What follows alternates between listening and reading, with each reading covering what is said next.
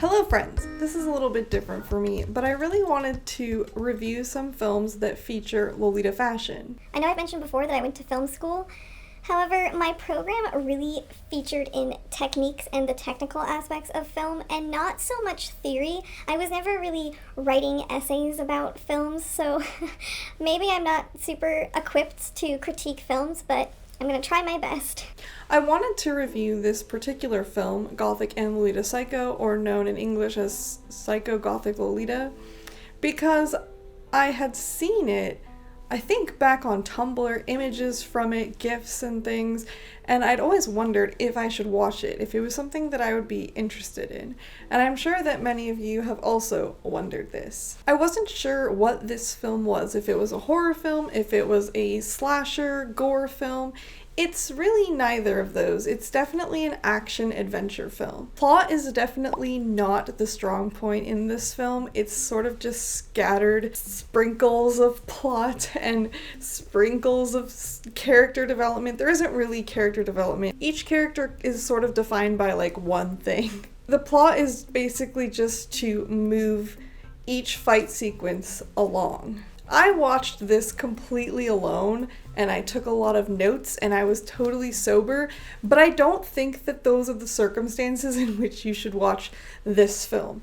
I think that this is a movie that you should watch with a bunch of friends if you are of legal age, and if you drink, you should drink while watching this movie. If you can't get your friends together but you want to have like a Zoom call and all press play at the same time and watch this film together, find some like-minded friends who like goofy, violent, comic, manga style film. The story of this film is a Gothic Lolita, Yuki, is going and getting revenge for her mother's death by killing people that were involved in her death. And we'll go more into it. It reminded me a lot of Scott Pilgrim, where you have these really goofy, comic-y type sequences of fighting with each character and then their final scene. In this film, each sequence with each villain, they die at the end, and that's the only area where there's really gore and blood. The fight sequences themselves are not bloody. They're very goofy, very cartoony. I'm sort of conflicted because I feel like the way I describe it is gonna actually be worse than it is, because you're gonna imagine it worse than it is. But then I don't want to show it because YouTube's going to get mad. This video is probably going to be demonetized. There's no way around it, but I want to make it. It's going to be fun. Please consider supporting my Patreon or watching my other videos after this. I found this film on iTunes, and I have a Canadian iTunes account. I am in Canada. It was on Canadian iTunes, and it had subtitles overlaid on it already. There wasn't an option to turn it on or off. They were just English subtitles on it. I'm not sure if this will be available on iTunes where you are, because iTunes is definitely locked by locations, but it's worth looking on iTunes to see if it's there, because that's such an easy way to watch it.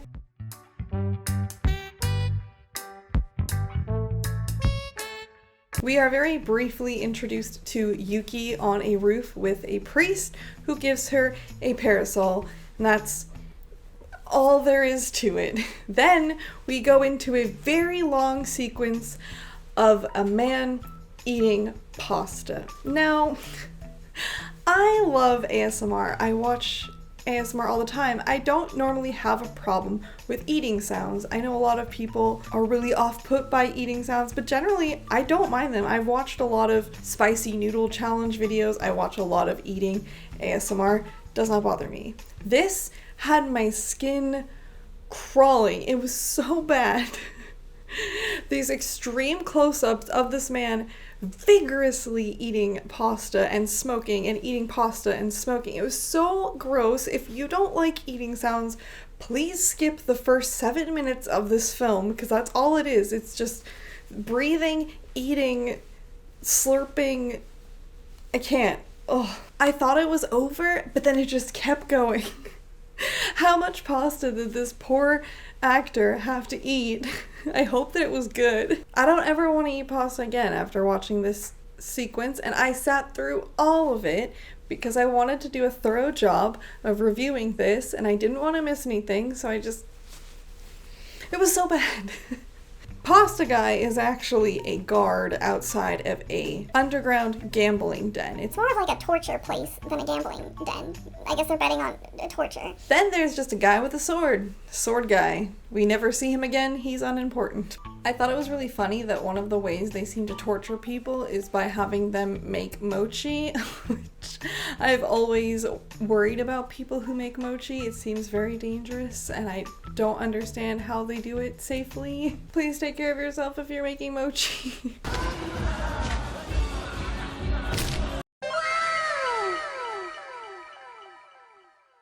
In the back of this gambling den is a real high-stakes bet of some sort. I don't know. We don't really learn anything about these two gentlemen. I'm assuming that they're like crime bosses of some sort. The leader of the gambling den, Saki, is like explaining, and she has these two really buff, beefy guys who are sort of like her hype men, and they're just like hyping her on. And I honestly love them. I want to see like a little special series of more character development of them, you know, like what do they do during their day before they check in at the illegal underground gambling den? Like, do you think they're roommates? How cute would that be? A little slice of life show of these two buff dudes who work in an underground torture gambling den. While this is happening, it is intercut with scenes of Yuki making her way down to this illegal gambling den, and there's a lot of close-ups of her outfit, but I don't know, they're just not good close-ups. It's really hard to make out what's happening, and it really feels like filler. I was not impressed by it. And oh, you thought we were done with Pasta Guy? No. There's more pasta sounds, even more pasta sounds. The amount of airtime this man got just eating pasta. What do you think his audition was like? Do you think that they just had him eat a bunch of pasta? One of the crime bosses speaks in English, and he sounds kind of Canadian. Next, I'm gonna blow your brains out. And the other crime boss asks him to speak in Japanese, but he just keeps speaking in English. I don't know why. It's not important. We're not gonna know. The leader of the gambling den then smashes down this sculpture that has these two knives that fly out of it, and honestly, it's really cool. She decapitates one of the crime boss's heads, and this is the first time that there's gore in the film. It's very comical, it's very cartoony. The sound effects that they use for it are ridiculous.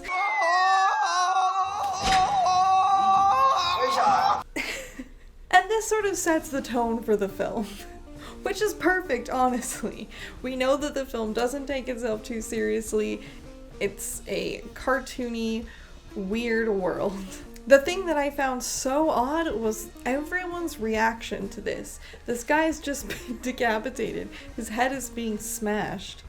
And they're all like they're at an office party.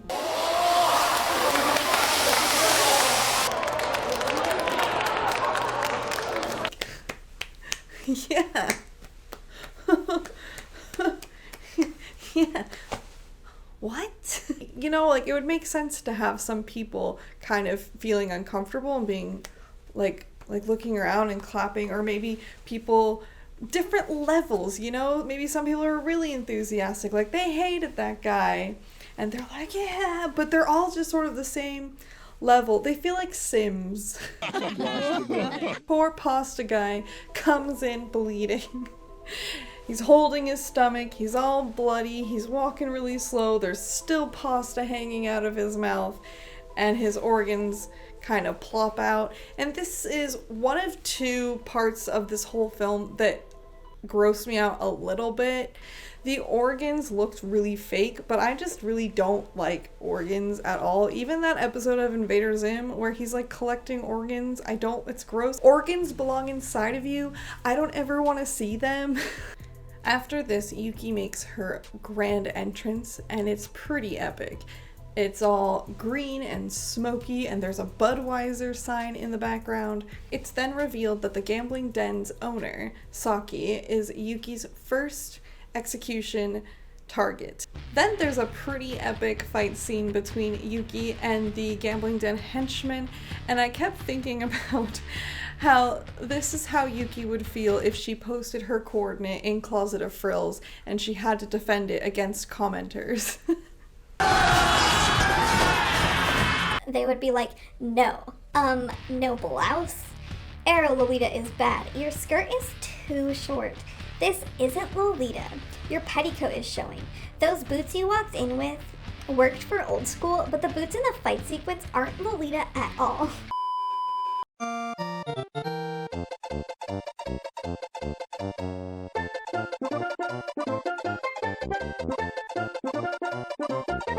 I think that they wanted her in big platforms because they wanted the aesthetic for Gothic Lolita, but obviously she can't do stunts in those shoes. But it's almost like if her fashion shoes were just flatter, I would not have noticed as much of a difference between the shoes that she has in the action sequence and the shoes that she has in the establishing shots. Yuki then has a flashback to when her mom bought her a sweet Lolita blouse, at least what looks like a sweet Lolita blouse, and I got so excited because I thought, oh, maybe we're gonna see her in sweet Lolita, and then we're gonna get some backstory of like how she became a Gothic Lolita, and it's gonna add to the story. Nope. I get that it's supposed to be a flashback dream sequence and everything. It's like foggy and hazy and bright because it's a dream, but it's just so bright. It's like watching Malice Miser music videos, and I was not prepared for it, especially because it cut from a scene in her home with her father, priest, and it's pretty dark, and then it just goes to like, bam, stark white. When this group of cloaked figures comes in and attacks her family and kills her mom, I thought at first that they were wearing like heavy duty cloaks like in Lord of the Rings or Harry Potter, dark hooded figure type cloaks, but they're actually wearing like windbreakers. That's not the best material if you're gonna be a stealth murdering group, because they're gonna be really loud.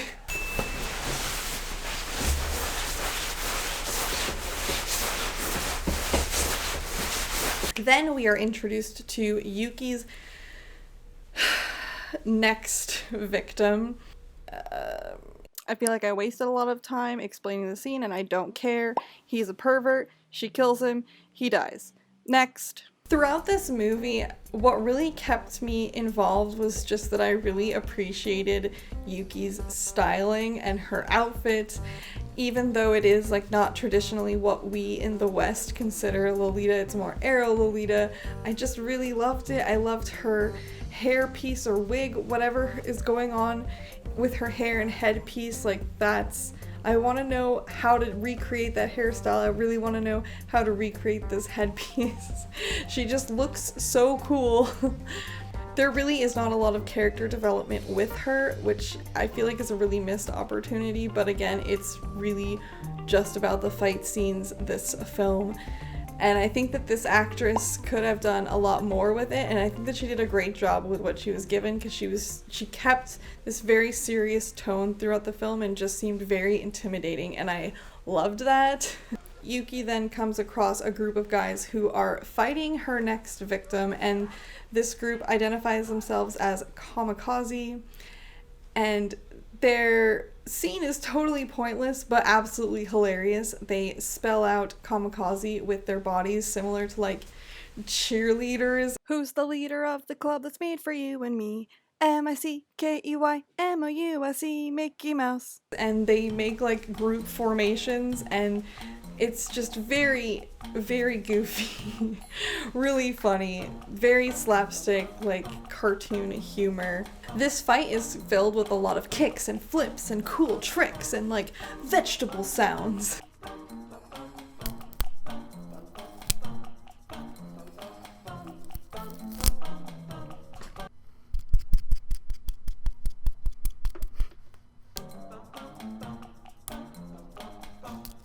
I like that at one point, one of the boys in this group seems to be injured and everyone stops and is like, Daijobu? Daijobu desu ka? Daijobu desu? Daijobu?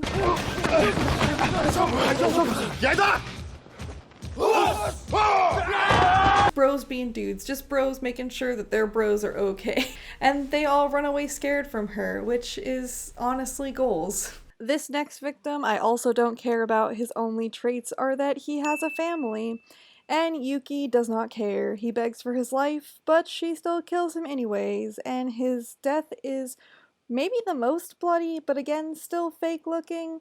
Moving on. I honestly kind of zoned out during this fight scene. I'm sure that it's really cool, but I'm just not really interested in like fight choreography. Like, it looks cool for a little bit and then I'm kind of bored.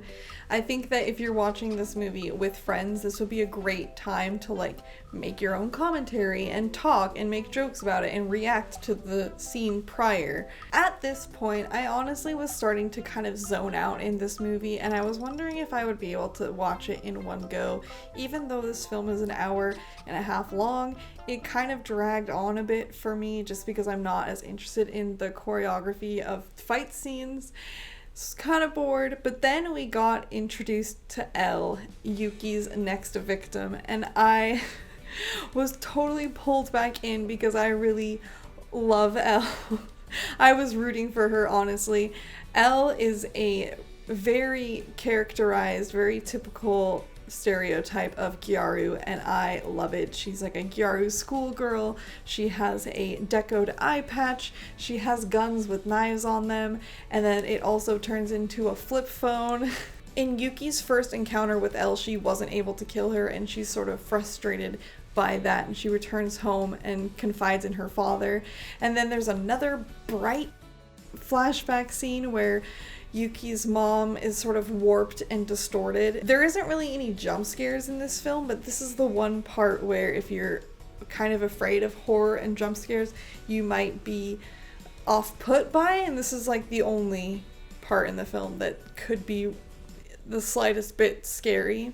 Yuki's time with her father is interrupted by Elle, and they commence their fight scene, and this fight scene is so good. This fight scene is great. It's all the things perfect that I wanted. I would like read a whole entire manga that's just about Elle and Yuki fighting. Girl gangs or something. I would totally invest in this because it's everything that I wanted. If you don't want to watch this whole film, just watch this one fight sequence because it's absolutely perfect. The last person that Yuki has to kill to avenge her mother has kidnapped her father and has him in a guillotine, and Yuki has to then fight him while holding the rope to stop the guillotine from falling on her father. And this honestly made me nervous. I was stressed of watching this scene. It was a very good fight scene. The evil villain laugh is so strong with this one. This actor had to laugh for so long because it's just so forced. It's hilarious, it's great, it's wonderful. He has his eyes and mouth open as wide as possible and it's just like ah,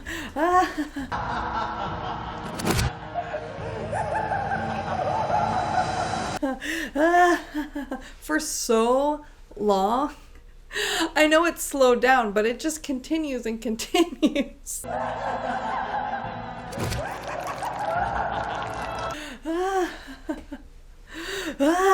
This is like the one small, tiny piece of backstory that we get in the whole film.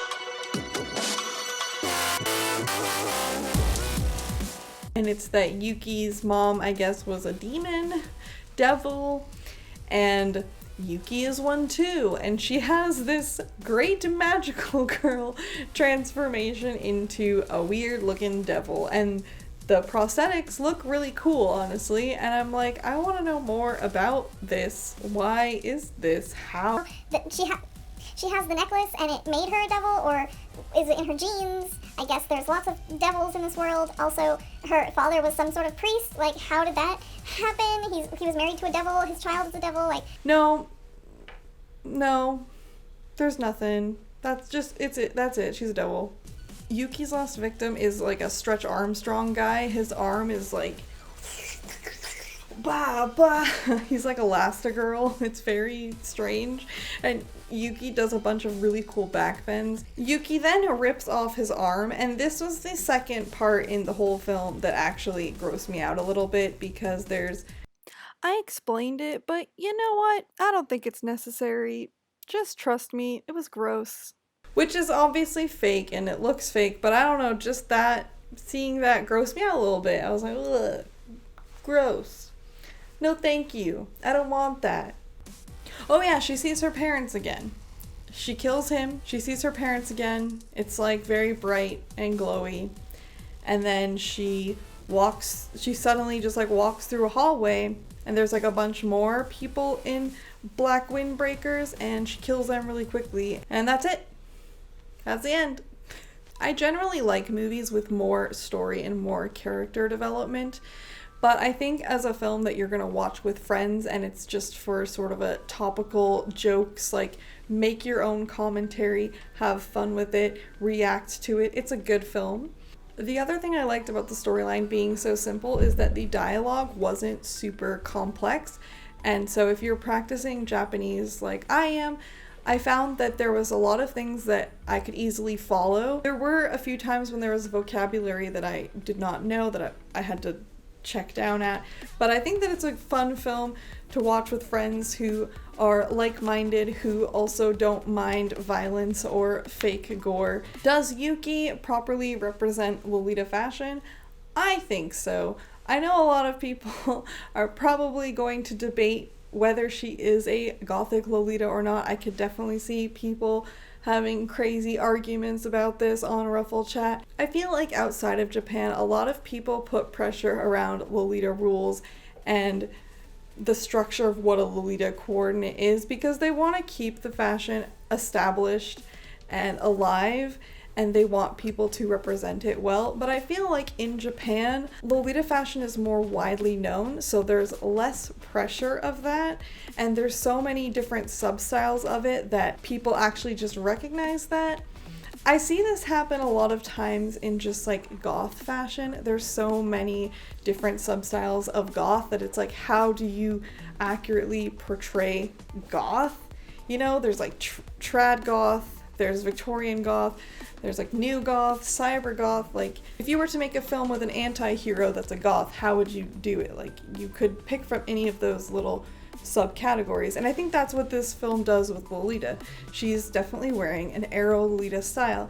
It's made with a different material than you generally see in Lolita, and the cut of it is a lot different, but I really liked it, and I really would love to see more people try it out. I don't even know where to begin with Arrow Lolita or how you would get into it, but I think that it's really fun and really cool. This movie was terrible and awful, but I kind of really loved it. If you enjoy bad movies, if you watch Goosebumps on repeat like I do, if you are okay with dark humor and fake gore and choreographed violence, I think that you would enjoy this film. If not, maybe give it a pass. Please let me know if there's any other Lolita films that you would like me to review. I really want to review Gothic Lolita Battle Bear, but I don't know where to find it.